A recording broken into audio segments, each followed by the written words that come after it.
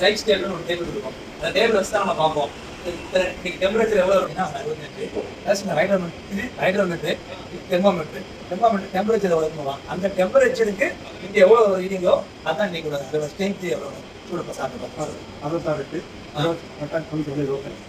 இங்கே 66 இந்த 3 இடம் வந்து 66 சார்.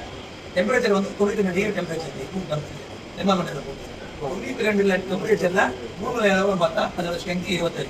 இதுதான் சார்.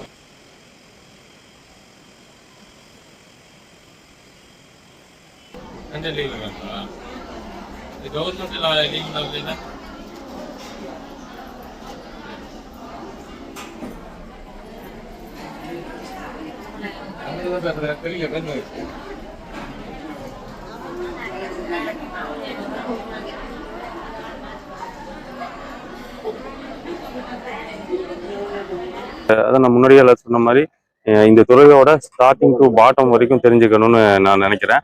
அப்போதான் இந்த துறையை எந்த இடத்துல இருந்து சரி பண்ண முடியும் அப்படிங்கிறத தெரிஞ்சுக்கிறேன்.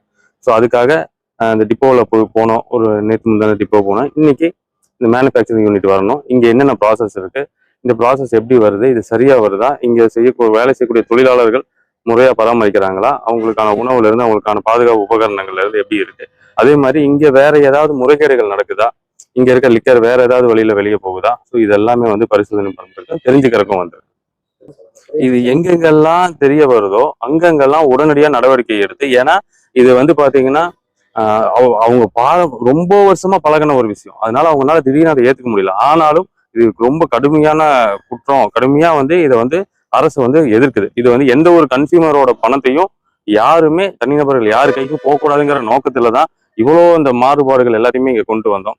அதன்படி நானும் சமூக வலைதளங்கள் எல்லாமே பார்த்துட்டு தான் இருக்கேன். இந்த கடையில பாருங்க இப்படின்னு ஒரு வீடியோ வரும், அங்க பாருங்க ஒரு வீடியோ வரும். நீங்க எந்தெந்த கடைகள்லாம் இந்த சமூக வலைதளங்கள்ல பார்த்துருக்கீங்களோ அந்த கடைக்கெல்லாம் அடுத்த நாள் போய் பாருங்க. உங்கள்கிட்ட யார் அந்த விற்பனையாளர்கள் அப்படி நடந்துக்கிட்டாங்களோ அவங்க நிச்சயம் அந்த பணியில இருக்க மாட்டாங்க.